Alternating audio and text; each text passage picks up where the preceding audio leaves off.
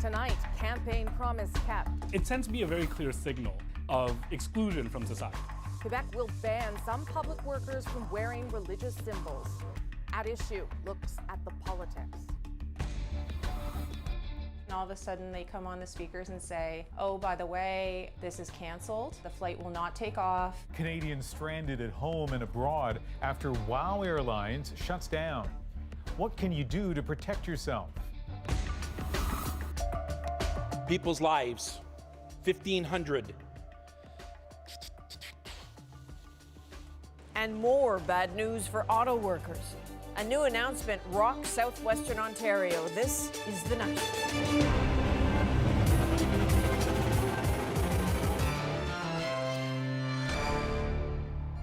To some, it's all about creating a secular society. To others, it's all about discrimination. Quebec's government tabled legislation today to ban public service workers from wearing religious symbols on the job. It proved instantly divisive, exactly the opposite of what the Premier says he's aiming for. My goal is really to unite Quebecers. The bill would ban people like judges, police officers, and teachers from wearing symbols like kippahs, crosses, hijabs, and turbans at work. Some current employees would be exempted. The bill would also require people to show their faces to get a public service. It represents values, our values, and it's important. This was a key campaign promise for the Coalition Avenir Québec party, one the Premier says a majority of Quebecers support. Proponents say it isn't anti-diversity, it's pro-harmony. When you put us in front of everybody, my own religion against the others, it's caused division. Critics counter it will create a two-tier society. I remember what it's like to grow up and not feel like I belong. It is unthinkable to me that in a free society we would legitimize discrimination. For that point, the bill comes with a ready-made response. It invokes the notwithstanding clause to prevent challenges under the Charter of Rights and Freedoms. And it has left many minority Quebecers already feeling targeted and unsure what, if anything, can stop the legislation. Alison Northcott spoke with some of the bill's opponents about their concerns. This heightens an us versus them mentality. Turan Singh has lived in Quebec most of his life, but says this bill makes him feel shut out. It tends to be a very clear signal, right, of exclusion from society. So if I am a fully integrated citizen in Quebec society, and now there are opportunities which are not available to me, how fully can I participate in the society where I live? The proposed law wouldn't affect his private sector job or his studies as a master's student, but he worries what it will mean for his kids. I'm going to raise my kids, as best I can to go to school, to educate and do whatnot. But what am I going to tell them in the end? Like, there are certain positions that you cannot have in our society. So it's very complicated. Bonsoir Abdou, bonsoir chers auditeurs. At this Arabic community radio station, host Hiba El-Aidi says the debate around secularism comes up often. Dépôt de projet pour la laïcité. She doesn't wear a headscarf now, but plans to one day, and she worries that will limit the career choices open to her and other young Muslim women. She wants to be a lawyer, but the new bill says Crown prosecutors can't wear religious symbols. To be told that you cannot have a certain job because of what you wear, I found it more than unfair. It's unjust. It's instead of improving as a society and going forward, we're literally going backward. And there's so many other problems. Shahira Batu is almost done her teaching degree and works as a substitute. Now she says her career prospects are suddenly limited because only current teachers will be allowed to wear religious symbols, and if they change jobs or get promoted, that exception will end. I will move from Quebec. Yeah, and I also want to let anyone wearing the veil and teaching to move out of Quebec, and they're going to see that they will be the one who are losing, teachers. She doesn't want it to come to that. She hopes people will speak out against the bill before it becomes law. Alison Northcott, CBC News, Montreal. There are still lots of questions about how the ban will be enforced. The English Montreal School Board has already said it will just refuse to implement it. Meanwhile, in a bid for support today, Quebec's government also introduced a motion to remove that crucifix there from the National Assembly's main chamber. It was put above the Speaker's chair in 1936. And while there have been calls to remove it many times before, no government has done so until now, and that motion passed unanimously. More on this story ahead. The At Issue gang will be here in about 20 minutes to break it all down. But first, let's turn to another political story playing out today. What came the Prime Minister's way after this moment last night? People in grassy narrows are suffering from mercury poisoning. You committed. Thank you very much for your donation tonight. I really appreciate it. Just a glimpse there of Justin Trudeau's latest political headache. Indigenous protesters demanding action on a poisoned water supply, only to be shut down and then shown the door. And all of that happening at a Liberal Party fundraising event. The Prime Minister, as you may know, not having an easy go of it lately, to say the least. And as Katie Simpson points out, for a government under siege during an election year, missteps like this are doing real damage. Take halting gas out of our province. For the most part, the Prime Minister has not been afraid to engage with protesters. I do. I hear you. I hear your passion. I hear your... So when Justin Trudeau casually dismissed Indigenous demonstrators who crashed his high-end fundraiser last night, People in grassy narrows are suffering from mercury poisoning. You committed to addressing this crisis. Thank you for being here. Thank you very much for your donation tonight. I really appreciate it. critics called him smug and insensitive, prompting an apology this morning. From time to time, I'm in situations where people are expressing concerns or protesting a particular thing, and I always try to be respectful, and I didn't do that last night. Last night I lacked respect towards them, and I apologize for that. This particular self-inflicted political wound is being described as out of character for Trudeau. He usually handles protesters very smoothly and very elegantly. Last night he did not, perhaps a sign of the stress he's been under recently. For nearly 2 months, the Liberals have been unable to move past the SNC-Lavalin affair. Only the Prime Minister himself can really say whether the stress is catching up with him. But fresh polling shows it's starting to hurt where it counts. Well, before this affair, he had a positive approval rating. Generally, more people had a good opinion of him than a bad one. Now it's the opposite. CBC's poll tracker, which analyzes all public polling data, shows the Conservatives are on the upswing, while the Liberals have slumped. Justin Trudeau is now dragging the party down with him rather than boosting it up, which used to be the case, that he was more popular than his party. That's no longer the case. The Liberals may face another storm tomorrow. The Justice Committee is expected to release new information from the former Attorney General. Jody Wilson-Raybould submitted an updated statement on the SNC-Lavalin affair, along with documents and text messages. Katie Simpson, CBC News, Ottawa. Now, as for those protesters who challenged the Prime Minister last night, it is worth pointing out that their calls for help are now decades old. 90% of people in Grassy Narrows First Nation suffer from mercury poisoning due to chemical pollution that goes all the way back to the 1960s. In 2017, this federal government promised a medical treatment facility while the Ontario provincial government pledged cleanup money. So far, neither has happened. And Ian, of course, will be watching for all of those documents that Katie talked about tomorrow afternoon. They are expected to be made public just before MPs return to Ottawa next week. But Rosie, let's turn to the bad news now. For 1,000 workers at WOW Air today, the ultra-low-cost carrier suddenly shutting down, stranding about 10,000 passengers, including Canadians. Even this morning, the Iceland-based airline was still selling tickets in Europe. Just one sign that WOW wanted to maximize revenues right to the end. Lorenda Redekop looks at the damage. This is not the WOW passengers expected.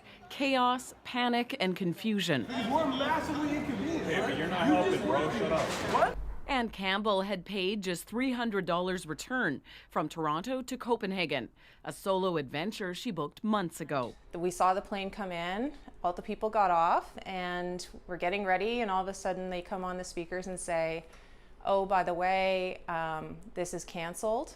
The flight will not take off, and you're going to have to go get your baggage. But text messages from the airline said it was just a delay, hours of waiting. There was a little bit of yelling, the police were called. Other passengers from that same flight tried to find another way home to Europe. No luck calling the airline. There's people from Iceland that are stranded here, people who are wanting to take a vacation there, people who are just trying to get home to Europe. So it sucks. This couple did get booked on a flight to Prague with another airline. The WOW Air fleet was just 11 planes. In Canada, it offered service from Toronto or Montreal, connecting through Iceland to Europe. Today, the frustration boiled over at a lot of airports. What bothers me is that they had to have known this was coming. It doesn't happen overnight, so I think there should have been some warning before we left. Earlier this week, I did receive quite a few emails encouraging me to upgrade my seat or check more bags. So they were definitely active in asking for more money the past few days. So it's too expensive now. Like, we can't afford to, buy those tickets, but then we'll have to do it, but it's so much pain. Some other airlines stepped in, offering so-called rescue deals, deep discounts for stranded WOW Air passengers. Ann Campbell canceled her trip. She hopes her credit card will refund the money and that she'll make it to Copenhagen some other time. Lorenta Redicomp, CBC News, Toronto. WOW's financial problems had been reported for months, but if you're not monitoring the business pages before you book flights, here's some advice. If you're booking on an airline you're not familiar with, the fares seem to be too good to be true, buy travel insurance. Or you'll have the travel insurance on credit cards. Make sure that you've got this insurance just in case. You might also be covered if you book through a travel agent as part of a package. WOW Air said today that it may pay compensation in accordance with European regulation on air passenger rights. Canada's passenger rights system is still in the works, and even then, it may not have helped today's stranded passengers. It was 2 weeks ago that Mozambique was ravaged by Cyclone Idai. It was the worst weather-related disaster to ever hit the southern hemisphere. And now officials are warning of a second disaster if diseases like cholera spread. 5 cases have already been confirmed, and clinics like this one are on high alert for more. You see, the World Health Organization is scrambling to contain the outbreaks. It has 900,000 doses of oral vaccine arriving this Monday, with plans to begin a mass vaccination campaign as soon as possible. But getting into the hardest hit areas is a massive challenge. Entire communities have been cut off by the floodwaters, and the only way in is by air or by boat. Nala Ayed got rare access with some key rescuers. In the dramatic early days after the cyclone hit, they were among the first saving lives. They're from the Indian Navy, happened to be training nearby when they were diverted to help. More than 2 weeks in, they haven't stopped. But the moment we got this order, we just increased our speed and moved towards Port Beira. From the start, they gunned it for one of the hardest hit areas and one of the hardest to reach, ahead of most helicopters now making the journey. Even at the best of times, the waters here can be tricky. Now they're also haunted by the desperate needs. We're in the village of Buzi, which is one of the most devastated places in Mozambique. Now, it wasn't the cyclone that actually did most of the damage, but it was the flooding that came afterwards. And damage it did, taking many lives and disrupting tens of thousands of others, bringing Buzi to its knees. Dule Abdulmamadi survived, but his house did not. It's a bad thing. The bad thing. The wind was very high. Yeah. It was very, very high. How scared were you? All the people were scared, yeah. Here, where the water came, right to this side. Muhammad Gamu showed us just how high the water rose. It was life or death. That's when the Indian boats came in, and on constant rotation, they managed to save many lives, lifting people away from the rising waters. We had about 8-9 boats with us, and we started making trips towards the Buzi. And we rescued almost 200 people from there. They took the people to Beira, which, despite its own devastated state, offered them much more than their own village. A new temporary Buzi is under construction. Many of this camp's residents escaped from the original. In the chaos of crisis, many lost track of loved ones. Luis Armando from Buzi village is trying to find his uncle with help from the Red Cross. He says he had no choice but to leave because they lost their home to rising water The mud invaded the entire village, he says. This too comes with challenges. Sometimes food runs out, and they will be going to sleep without a meal. And so now, survivors, both who left Buzi and those who stayed behind, are joined by need and are frustrated by the wait. Yeah, we need the help. What kind of help do you need? Help, all help. Material to build another house, food, material of school for children. So that is the new role for the Indian Navy boats. They're ferrying supplies to Buzi twice a day. As it is today also, we gave them rice, we gave them the sugar, the oil. We need to be humble enough to understand the pains of others and be a good relief or rescue, provide whatever assistance we can. And it could happen to anyone. A village destroyed and scattered with a long list of needs. What's the number one thing people need? Hey, first thing is food. All right, Chase. We'll come tomorrow. Nala Ayed, CBC News, Buzi Village, Mozambique. When you meet the people affected by a catastrophic cyclone like Idai, as you have with Nala's stories, you of course get a sense of the deep personal cost, but you really have to pull way back to see the scale of this. A reminder, this is the region before the cyclone, and this is it after. And while the focus is rightly on helping the people after the disaster, here's something we've been wondering. Can you stop a hurricane from happening in the first place? Fact is, warming seas feed stronger hurricanes, and if science can't stop the planet from heating, why not cool the seas? Learn a little from Norway. Now, it's not a hurricane capital, but scientists there do tinker with water temperature, keeping ice from forming near power plants. We lift up lower, warmer water to the surface and then increase the temperature of the brackish surface water, and then the fjords don't freeze. What if, the Norwegians wonder, colder water could be brought up in places like the Gulf of Mexico where big storms build, reducing the temperature below 26.5 degrees Celsius? If the surface temperature is below that level, it will not be able to deliver energy to the cyclones. The technology is called a bubble curtain. The idea would be to dive 150 meters into the Gulf of Mexico, set up a pipe with tiny holes in it, pump compressed air through it, and create bubbles. That will bring the deeper, colder water up and distribute it with the currents. And I keep imagining a little tiny straw in a massive swimming pool. Is this even feasible? Yes, it's feasible, but the problem is not to cover the whole area, but to follow the surface currents. Sounds simple and familiar. This is Vincent Schaefer speaking. For decades, scientists have tried to halt hurricanes, starting in the 40s with making snow to seed into and cool clouds, promising enough to keep the idea alive. But the Norwegian plan? It's not crazy, it's just probably not applicable to what they're trying to apply it to. But I view that almost all of these ideas have some merit scientifically and deserve to be looked at. Skepticism is smart, but the bubble curtain will be piloted in the Gulf of Mexico next year, an old dream tested to dial down the wind. Here are some of the other stories we're watching tonight, including a developing story here in BC. The mayor of Port Moody, a Vancouver suburb, is speaking out after being charged with sexual assault. I want to be absolutely clear, this allegation is false. I intend on fighting it every step of the way, including filing a suit for defamation. Rob Vagermov says he is cooperating with the investigation and he'll take a leave of absence. According to court documents, the assault allegedly happened in 2015.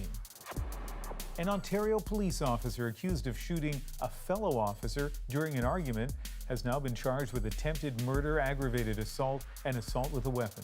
This happened in November when the pair were working together to collect evidence for an investigation. Sergeant Shane Donovan is scheduled to appear in court on April 18th. The city of Chicago wants actor Jussie Smollett to reimburse it for the costs of the investigation into his reported beating, which police say was staged. The bill, $130,000 US. When he does pay the city back on just purely what the taxpayers have fronted, in that memo section he can write, "I'm sorry." A representative for the actor's lawyers says it is the Chicago mayor and police chief who owe Smollett an apology. There's some grim news tonight in Windsor, Ontario. Another blow to the province's auto industry. Fiat Chrysler has announced a major cut to its workforce. The CBC's Jason Vio covers the industry in Windsor, and tonight he looks at the impact. The desperation of what are you going to do? Windsor's largest employer blindsided workers today with the news that 1,500 people will be laid off as it eliminates a shift at this Fiat Chrysler minivan plant. You've already set up your family here and you're taking care of your older family and that. But it just, we just hired so many people. The outlook was so good. I haven't seen anything as big as this, obviously, but I saw the bankruptcy through. And we didn't even know for 2.5 months whether we had a job to come back to. The union calls it a permanent reduction at the plant. People's lives, 1,500.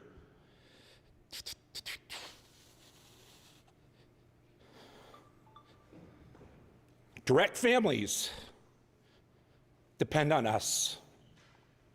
And we're going to do everything possible to make sure that we maintain 3 shifts at Windsor Assembly Plant. Chrysler Pacifica sales were down nearly 70% in December year over year. A statement from the automaker says it's aligning production with demand, adding the company will make every effort to place indefinitely laid off hourly employees in open full-time positions as they become available based on seniority. Windsor's mayor says it's a wake-up call for the entire community, where there are roughly 9 spin-off jobs for every Chrysler worker. We need to put resources in to economic diversification to be able to create buffers and shock absorbers in our local economy in the event that things, more of a downturn happens here. Retirement packages will be offered to those who are eligible, and the city says it will try to find work for those affected. Jason Vio, CBC News, Windsor, Ontario. Still ahead on the National, it's at issue night. The gang will tackle Quebec's ban on religious symbols for public workers. And of course, what's ahead on the SNC file. Plus, Paul Hunter visits Purple, Pennsylvania. Voters there helped get Donald Trump elected. Will they again? And the right to bear arms. I think it's ridiculous that we have people policing that. I think people are adults in this place. They understand it's a professional environment and they dress accordingly. A dress code spat at the BC legislature. Next.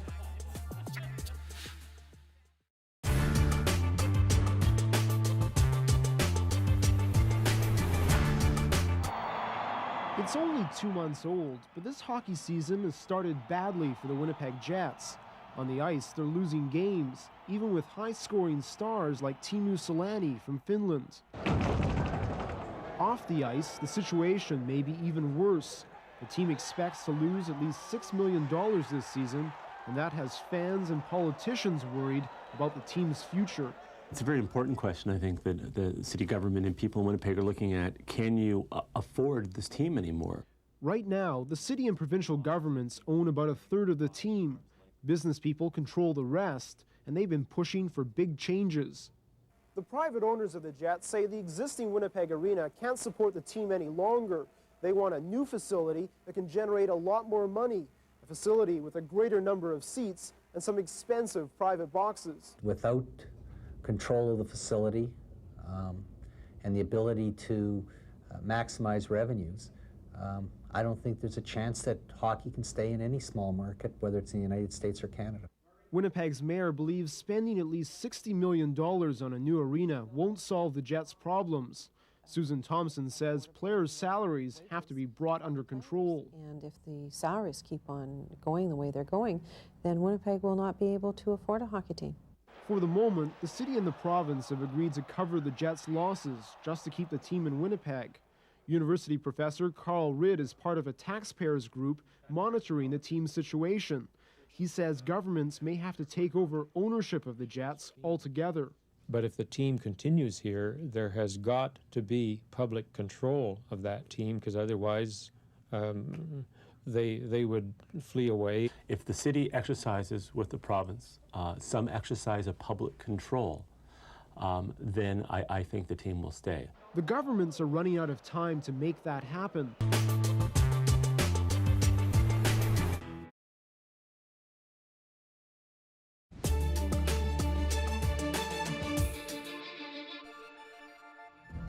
So it was wasn't particularly warm today in British Columbia, but many women were going sleeveless, exercising their version of a right to bear arms in defiance of what some are calling an outdated and sexist dress code. It all started with a tweet by a reporter at the BC legislature asking, "Do we look unprofessional to you?" Briar Stewart explains. It's not diminishing the amount that's going in. Inside the chamber at BC's legislature today, some MLAs discussed infrastructure. But in the hallways, a different topic was front and center. Yes, I have no sleeves under my jacket. Deputy Premier Carol James waded into a brewing debate about dress code. People dress for business clothing in the workplace, and I think it's ridiculous that we have people policing that. The latest discussion was sparked after an NDP staffer was told her sleeves were too short. A woman who works in this building was wearing a lovely cap sleeve blouse and was told that she needed to cover up. Then a group from the press gallery, including a CBC reporter who's not covering the story, decided to don tank tops and short sleeves as a sign of support. Throughout the day, more weighed in, including an MLA who tweeted that one of her staff was told by the Legislative Assembly to wear a slip under her dress as it was clinging to her legs when she walked. I've heard that from interns being told how to dress. I've heard it from other women that they've been told how to dress. It's 2019, folks. You don't need to tell us how to dress. But this subject of bare arms has come up recently and not just in political hallways. Last year, while talking about news anchors, former Prime Minister Kim Campbell said bare arms undermine credibility and gravitas. That tweet, too, sparked debate. In a statement today, the Speaker of the House said BC's legislature applies a conservative, contemporary approach to dress codes that's been in place since 1980. But officials say that policy is being looked at again. We will be undertaking review of the dress code to ensure that it meets modern business attire expectations. To reflect what's considered appropriate in the halls of the legislature. Briar Stewart, CBC News, Vancouver. Still ahead on The National, we're going to take a look, there it is, of what may be the world's largest pearl. The Ontario family who owned it didn't know. See, I would have thought that's just a giant tooth. So, but first, lots happening in the political world tonight, on and off the Hill, from the Prime Minister's problem with leakers and the SNC affair to Quebec's religious symbols law. Andrew, Chantal, Althea Raj are all here to talk about it. At Issue is next.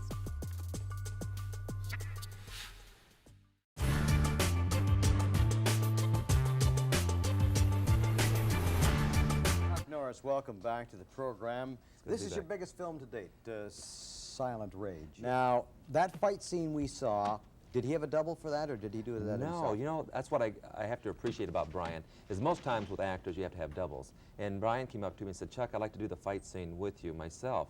And I said, "Well, it'd really be nice if you don't mind doing it, because that way we won't have to worry about the camera hiding your face." And plus he's very muscular anyway, and we're very athletic, so we started the fight. And the very first confrontation is I throw him to the ground, and he broke 2 of his ribs, the very first confrontation. So anyway, they're taping up his ribs. I said, "Well, maybe we better use the stunt double." And he said, "No, I want to continue with the fight." I said, "Okay." So we started with the fight and continued on. About halfway through it, I do a flying takedown, and he cracks his ankle. So we're taping up his ankle. Finally, and he was still adamant about finishing it. And so we finished the whole fight, and we rushed him to the hospital. And the next day, I'm talking to him, Bob, and I said, "You know, I really appreciate you doing the fight, because it really turned out good." I said, "But why, you know, most actors wouldn't do that with me." He said, "Well, Chuck, to me, acting is not only verbalizing, but physicalizing. The greatest actor of all time, Laurence Olivier, was not only a verbal, but a very physical actor." And he said, "I had to feel like, as a complete actor, I had to do the fight with you."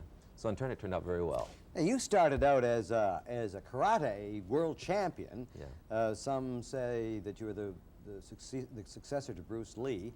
What about the acting now? Has it come easy, or has Chuck Norris had to work very hard at being an actor? It's probably the hardest thing I've ever done, Bob. I can't think of anything harder than what I've had to go through as an actor. You'd rather knock people down than talk to them, eh? Well, I think so, but the thing, I can't say I enjoy acting because it's too hard, but what I do enjoy is the fact that I see myself growing as an actor from film to film. From the very first film of Good Guys Wear Black to the current film of Silent Rage, I've seen a tremendous growth as an actor, and that's very important to me. Clint Eastwood came out of the spaghetti western, as they call it, to the point where Clint now can name his own price and his own films. Yeah. Chuck Norris, is that where you want to end up? Or are you there now? No, I'm not there yet. No, I would like that. I would like to eventually produce my own films. I co-produce Silent Rage with Columbia Studios, and I would like to eventually produce my films through a major studio if I'm lucky enough to reach that stature. Your pictures are violent, are they not? Well, or are they violent? To me, Bob, the difference between violence and action is the philosophy of when you use it. In other words, if I was provoking trouble and maliciously using my abilities, that would be violent. But in this film and in my previous films, the only time I ever use the ability that I have is when I have no other choice, when I'm pushed up into the corner and I have to be able to fight my way out of it. And, you know, it's like if you're walking down the street, Bob, and thugs grabbed you and threw you in the corner and they say, we're going to beat your head off. Well, you're going to have to deal with that on a physical level, and you hope that you can handle it. And that's basically the image I project on the screen. So you're the good guy, bad guy who doesn't take advantage of anybody because of his prowess, but if he's pushed into a corner, as some of us are sometimes, you can fight your way out. That's the hero image.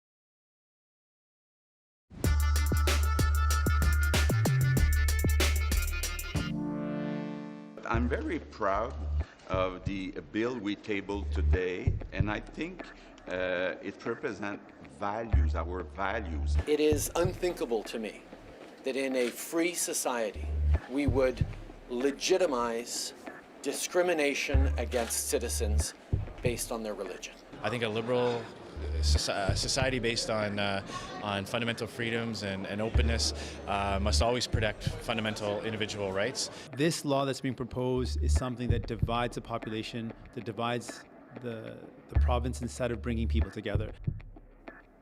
Lots of reaction today to the Quebec government tabling its secularism bill. As we told you earlier in the show, this would see public workers in positions of authority banned from wearing religious symbols. It also invokes the notwithstanding clause. So is Ottawa preparing for a fight here with Quebec? How will this legislation impact the debate, for instance, in the federal election? Chantal Hébert is in Montreal tonight, Andrew Coyne in Toronto, and Althea Raj also there in Toronto tonight. Good to see everybody. Chantal, I'll start with you because you're there, you're in Quebec. The Premier says that this is an attempt to unite Quebecers. I'm not sure I understand how that would be. So what do you think he means when he suggests that this is going to unite people in that province? I'm not sure about uniting, but for sure he believes he has a mandate that was front and center in his election platform. And he is the third government in a row, after a Liberal and a PQ government, to come up with a version of a law that deals with the same areas. So Mr. Legault feels he's on a fairly large consensus that people want the Quebec government to be affirming its secular state in a way that actually targets, in this case, individuals. And I think what he probably also meant is by using the notwithstanding clause, he's sheltering his law from a lot of court challenges, and so he's getting, he thinks, the debate over with. And is that fair to say, Andrew, that there's nothing really else that can be done? We don't know. We don't know what's going to happen in Quebec. We don't know what's going to happen federally. It's certainly, he can claim a mandate. There's no doubt about it. Sometimes minority rights are not particularly popular with the majority in any society. That's why we have things like the Charter of Rights to protect them. That's why that's such a danger to give governments things like the notwithstanding clause. This is now the second government after the government of Ontario to trot this out in very specious circumstances. And it ought to give us a lot of pause on this, because if the courts can't stop this, then that's been our backstop in recent decades. And we've got some decisions to make as a society of what are going to be the terms on which we live together. What's the terms of our federal union if this kind of thing can go on? Yeah, except, as both of you pointed out, and Althea, I'll put it to you, he did get a mandate for it. It was clear that he was going to move ahead with it, that the legislation was going to be perhaps clearer than we had seen in the past. So it makes it hard, does it not, Althea, for someone to say you shouldn't do this, even if people may not think it's fair or right? Yeah, and I think the other point to that is that the majority of Quebecers do support this piece of legislation. So I think he can accurately say that he is trying to, or he hopes that he's trying to unite people over this idea. Quebecers have voted for this, and they tell the public opinion polls that pollsters that this is something that they support. I think where it gets a bit trickier is what the federal government's response to this is. And I don't think there is an appetite to talk about disallowance and the federal government's role in getting rid of this piece of legislation in Quebec, but it does put the parties in an interesting position in the lead up to a federal election. Mr. Scheer perhaps more than most, because he's hoping to pick up a lot of the seats that the CAQ won in the last election campaign. And we've seen both Conservative MPs in Quebec and New Democrat MPs in Quebec not go with the party line on minority religious issues. And so I think that causes a bit of problems when it comes to caucus management and candidate management as well. But let's get away from let's get away from the dry politics of it, though. Do we want to live in a society that tells observant members of religious minorities you cannot work in positions of authority in the public service? It was particularly poignant, I think, seeing Jagmeet Singh, the federal NDP leader, speaking on this, because this bill would prohibit the leader of the federal NDP from working in a position of authority in the public service in Quebec. Is that the kind of society? Are these the terms in which we're going to live together? Is that the kind of discrimination against religious minorities that we're prepared to countenance? Okay, but is there an appetite for the federal government to do anything about it? Yes. Yes. Yes. Okay, So we still live, and we can have a debate over whether the notwithstanding clause should exist, but we do live in a rule of law environment, and in that environment, what the Quebec government is doing is both constitutional and legal. Yep. The other point I would bring is that this debate in Quebec has been ongoing for 10 years. Yes. Everyone has had their say again and again and again. And this is where we are today. And I would argue that over those 10 years, very few minds were changed one way or another. So this discussion that is restarting will probably end sooner rather than later because everyone has had their say. Now, federally, I looked at those three leaders today of the main parties, and I didn't see a lot of light between what they said. And to me, that basically means that together they are neutralizing the issue in the next federal campaign, because none of them is going to be coming to Quebec saying, I'm nicer about this than the next guy. And the reason for that is that there are a lot of voters in Canada and in Quebec who actually do not want someone to be dancing with a government on issues like that. Andrew Scheer on this was categorical. I think he's the only one who needed to say it, that he as Prime Minister would never do something like that. It was obvious that Jagmeet Singh and Justin Trudeau would not. Is there not the right for a federal government to say, as Andrew's suggesting, we don't want our country to turn into pockets of acceptance or not? Well, whether they will or not, of course, is a different question. But look, this was part of the terms of Confederation. This long predates the Charter of Rights. Long before there was a charter, the idea was the federal government would protect local minorities from the depredations of local majorities. Have we given up on that idea? Are we just basically going to shrug our shoulders and say what happens in someone's backyard is they're not really part of our society? We don't really care. You can just basically do it and basically enunciate the principle of provincial rights, and the rest of us just have to look the other way. Is that this will be a decision. This will be a test. Yes, but maybe we'll all just shrug and say it's fine. It's just religious minorities. It doesn't concern us. But maybe that's what we'll say. But what is your solution?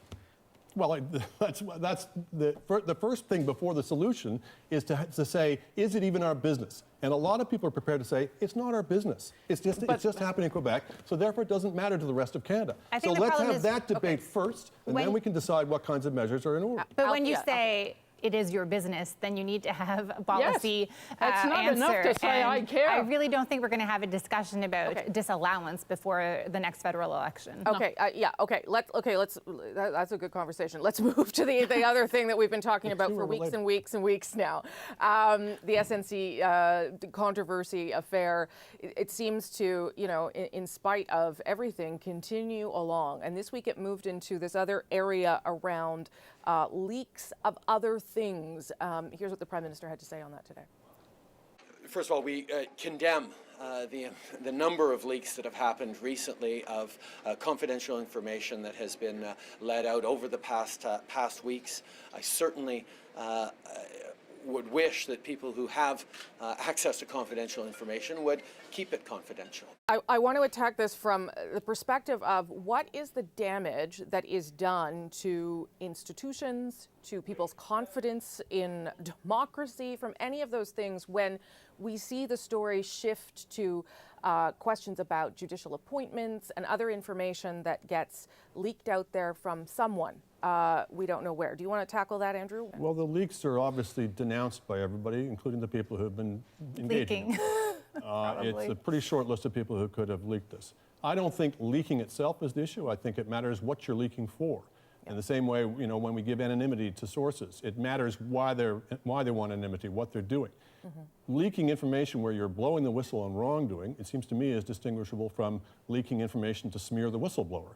And I think people have to be able to make these reasoned distinctions between these situations. But again, all of this is essentially designed to distract from the central question, which is not what was Jody Wilson's record as Attorney General, Minister of Justice, what were her motivations, but the central question which we still do not have an answer to, which is what was the government of Canada doing trying to interfere in a criminal prosecution? Except if that is part of the story, the motivation. Yes, no? And I think both questions are legitimate. Yes, we want to know more about what people have to say about SNC-Lavalin that may be relevant to that particular issue. But if part of the argument is that the Attorney General was fired, demoted, shifted on account of SNC-Lavalin, it also informs the debate that there could have been other reasons. The Supreme Court leak, I find it regrettable when people's names are brought in that applied for positions under confidentiality. Yes. That being said, I heard about the fact that there was a difference of opinion without the specifics on this very issue at the Supreme Court long before SNC-Lavalin landed on Jody Wilson-Raybauld's desk. And it was on that basis that the day after the shuffle I said on this show that the relationship between the Prime Minister and the Justice Minister had soured over the course of a number of files. I knew nothing about SNC-Lavalin then, so it does inform why she was shuffled, and there seems to be general agreement that had she not been moved, we would not be talking about SNC-Lavalin. Althea, what are your concerns when you see that kind of information coming out, and also people's names being dragged into a story that has nothing to do with them, ostensibly? Yeah, I mean, that's really unfortunate that you apply for a job and that everybody knows that you applied for a job. That probably should not happen in the federal government. But I think deeper, though, when it comes to the Supreme Court, you don't want to move to, I think most Canadians would agree, they don't want to move to a system like the United States where we recognize or we think that this judge is a conservative judge and this judge is a big L liberal judge. And I think part of what was leaked spoke to where the Prime Minister's office and where those players who are making those decisions, where they were pigeonholing those justices, and that is a big risk. When it comes to the relationship between Jody Wilson-Raybould and the Prime Minister's office, yes, I agree with Chantal. It was, I mean, actually there were newspaper stories about the debate with regards to the justices. But when leaks do happen, they do help illuminate the conversation. Part of the leak earlier this week with regards to Jody Wilson-Raybould's pleading for Justice Joyal to join the top court was that she had written a 60-page memo. Well, that's a little bit of detail, but it goes to illuminate Gerald Butts' testimony where he said, well, I couldn't understand why she didn't ever put anything in writing about any of her concerns because we were so used to getting all these lengthy memos. Oh, well, you know, that's a little bit of detail that it's not really part of the story, but it helps understand the process and what was really happening behind the scenes. I have to let Andrew take the last word. We haven't seen that 60-page memo. We have their word for it. But again, these are peripheral questions. Even the question of whether she was fired for resisting the Prime Minister's pressure on her to lean on the prosecutor is a secondary question. The main question, which is actually not denied, is that they pressured her. All that we're engaged in the debate is them saying it's okay to pressure her because we were concerned about jobs, or it's okay to pressure her because we only did it 20 times, or all these attempts to try and muddy the central question. So, as I say, we keep chasing down these back alleys and rabbit holes about things that aren't actually central to the questions. But you agree with what you agree. I think what you said off the top was the important thing, that if sources are going to be leaking information like this, it would be good to at least understand where they're coming from. And they certainly shouldn't be leaking things, not just that bring the judge's name into it, but that imply he's some kind of extremist who can't be trusted with the Charter of Rights. They besmirched his good name and by extension tried to make her look erratic in the process. And there's no foundation to that whatsoever. Although a leak followed the next day that looked like it came from a different side. Anyway, okay, I gotta leave it there. I imagine we'll talk about this again. Thank you all. Before we go, be sure to subscribe to At Issue, the podcast. Look for it on iTunes, any major podcast app, our website, cbcnews.ca/The National. Still ahead, more politics. Paul Hunter visits battleground Pennsylvania. Voters there helped elect Donald Trump. So now, how do they feel? What do you believe? I believe that the president is doing a phenomenal job.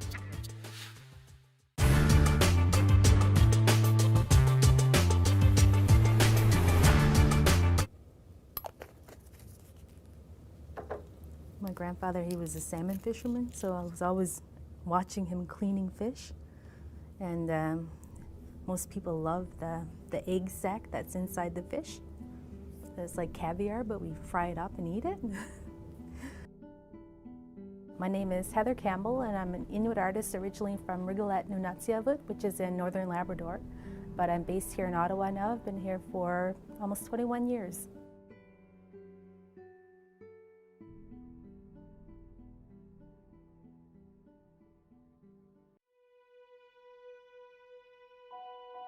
The piece that I have in the show is called Methyl Mercury, and it's a watercolor and pen and ink piece. So it was inspired by the Muskrat Falls Hydroelectric Dam project. When the dam is built, this area will be flooded.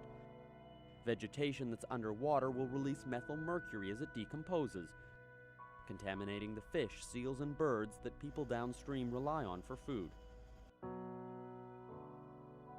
It's a way of protesting this project, but it's also that connection that we have with missing and murdered Indigenous women. So the main figure is actually the Inuit sea goddess Nuliayuk, and she's female, of course. So half of her is a woman and the other half is a beluga. But this poison is grasping her neck.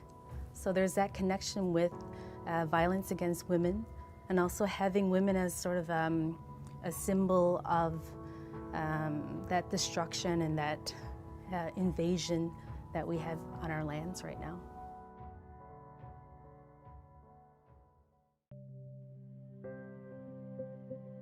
So part of the reason that people in our region are protesting this project is because a study has shown that the water that they're going to release from the dam will actually have methyl mercury in it. And methyl mercury is a neurotoxin, so we're afraid that this water is going to pollute the ecosystem that we rely on. At the same time that the protests were really ramping up in our region, it was around the same time that the trial was going on for the people that murdered Loretta Saunders. So she's from the same community that my family is based in right now, and I think that really hit home the issue of missing and murdered Aboriginal women. And it was in the back of my mind at the same time that I was creating that piece. So it was hard to kind of separate the two. So I just, made something that kind of dealt with both issues. I want visitors to look at the piece and have not so much an intellectual reaction to it, but I want them to have an emotional reaction and say, oh my God, why is this happening? How is this happening in Canada in this day and age?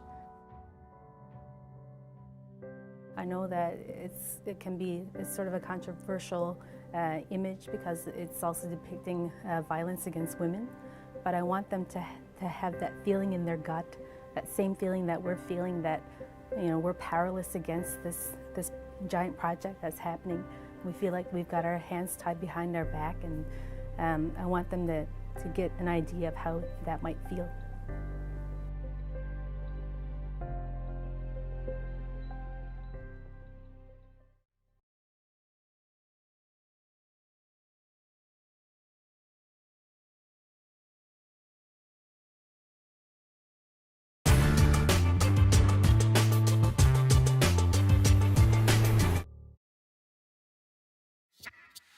Today our movement and our country are thriving.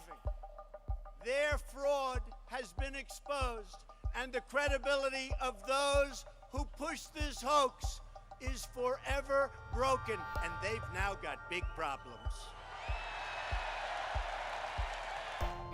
Donald Trump rallying the faithful tonight in Grand Rapids, Michigan. It's his first campaign-style event since a summary of the Mueller report found Trump did not conspire with Moscow to influence the 2016 election, something he proclaimed a complete exoneration. Southeastern Pennsylvania is another Trump stronghold. So, in the wake of the Mueller report, or at least that summary, what do people there think? Paul Hunter went to listen. For my President of the United States, manhunt.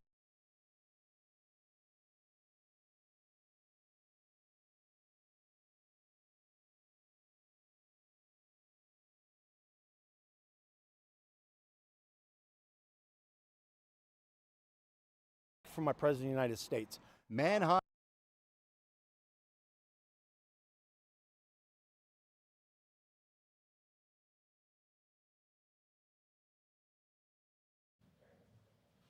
We are obviously having a problem with getting that Paul Hunter piece on the air, so we apologize for that, and hopefully, if not this hour, the next hour we can have that report for you. Right, so we're going to work on that. You don't have to talk amongst yourselves or anything. Next on The National, a mystery of the deep. Behold the Giga Pearl, the Ontario family who's taking it out of hiding. That's in our moment.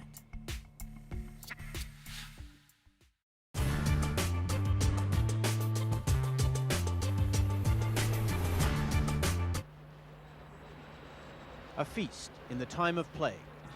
The words of Alexander Pushkin, Russia's greatest poet. In this new time of troubles, on the square that bears his name and statue, Pushkin now contemplates McDonald's. And the question is, was this the feast he wrote about? They opened what may be the world's largest hamburger stand this morning, and Pushkin's descendants crowded in. Their verdict on the feast was mixed. I don't like it at all, he says. It's not Russian. It's very beautiful, but I expected more, I think. This woman doesn't know what she just ate, but she says it was unusual and delicious. Потому что мы все голодные, можно сказать. У нас ничего в магазинах нет. We're all hungry in this city, she says. We need more of these places. There's nothing in our stores or restaurants. If you're McDonald's with a restaurant that can serve up to 15,000 meals a day, how do you ensure that you don't run out of food, like everyone else? The answer lies in a Moscow suburb, a complete food processing plant, part of McDonald's $50 million investment here, where 14,000 buns per hour are baked, where 3,000 tons of potatoes are peeled and measured, where 10,000 patties an hour are prepared and frozen. That's expensive, and so is the end product for the Soviet consumer. A Big Mac, French fries, and a drink is the equivalent of half a day's wages. Some unhappy Muscovites are publicly protesting. Бешеная деньга. Выколачивание денег. 7 or 8 rubles for lunch, he says. They're ripping us off. 6-8 рублей. But those inside are still trying to digest the service. Разлил свой, просто я не так поставил. I spilt my milkshake, he says, and I thought they'd bawl me out. Instead, they gave me another one. All of the staff have been taught to smile relentlessly, all the time. I smile to anybody and they say, oh, what's wrong? What's wrong? I wonder what has happened, why they smile. They think that I'm laughing at them. And so, on this day, when cameras jostled and public relations triumphed, the head of McDonald's Canada, the prime mover in this joint venture, waxed lyrical, invoking Pushkin himself. I think he'd probably write a magnificent poem saying that it's in this day and age, it's nice when the people can come out and get meat, bread, potatoes, and milk of the highest quality. What Pushkin did right was this: happiness can only be found in communal pursuits. They started lining up this morning at 4 o'clock. Happiness today in Moscow lay in the communal pursuit of a Big Mac. Don Murray, CBC News, Moscow.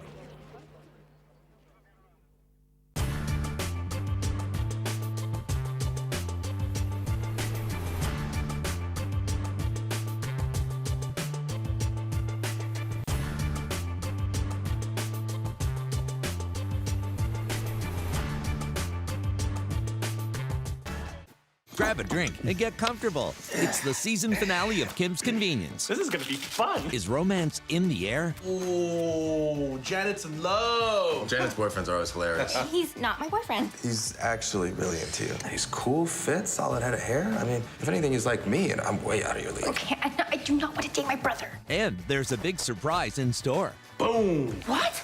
Oh, double boom. Kim's Convenience season finale, Tuesday at 8 on CBC.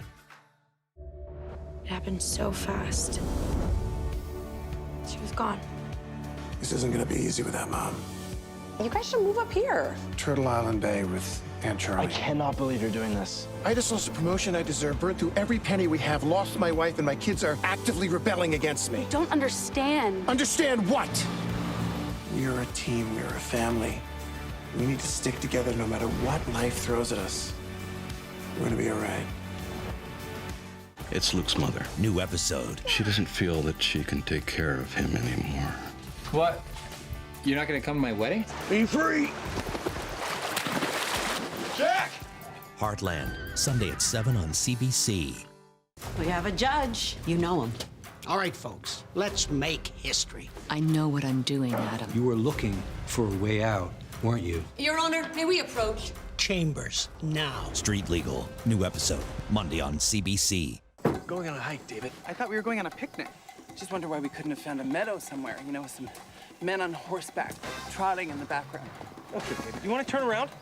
Well, the app that's counting my steps isn't working, so I honestly don't know. For the love of sport. So that thing right there might not look like much, a rock, maybe a humongous tooth, but it is in fact a pearl, and not just a pearl appraised between $60 and $90 million. Now, Abraham Reyes recently unveiled this family heirloom, and now he wants the world to see that hidden treasure. That's our moment. Everyone thought it was just a giant clam with kind of a cancerous blister on it. When I was a kid, I would always visit my aunt. She's a prolific collector. Visiting her, I would see all these eclectic stuff. And when we saw the clam and the pearl, all we always think about is the Little Mermaid, you know, and treasures. And she would tell us stories when we were younger that, you know, here in the Philippines, you read books about pirates and the jungle. You know, you're living in it. It was only my aunt that thought it was, you know, really cool to have, and she believed in her heart it was a form of a pearl. To me, I feel very honored to have it. I feel a great responsibility has been put on me. I believe the world should know that it does exist. These are things that, as a child, only exist in stories. And now it's here for the world to behold. Well, this is one lucky Canadian. You know, Abraham was saying that his grandfather bought it from fishermen who are on a small island southeast of Manila that's surrounded by volcanoes and turquoise waters, beautiful. And that their grandmother always showed it to them, and they always thought it was a little bit sketchy in that they thought maybe it looked like some strange growth, and they didn't necessarily know why she had it. Who knew? Who knew what it would turn out to be? Well, and it is, he said, priceless to me and to his family. And while that is lovely, it's worth $60 to $90 million, and that would just be the right price for me. And they built this gold-gilded octopus to show it off. Listen, if this was the moment on April the 1st, yes, I would not believe any of this stuff, including where this came from, a giant clam. And I'm reading about giant clams. They can be up to 4 feet across, weigh more than 400 pounds. But it's March 28th. It's not April 1st. That is the National for this Thursday. Good night. Good night. website.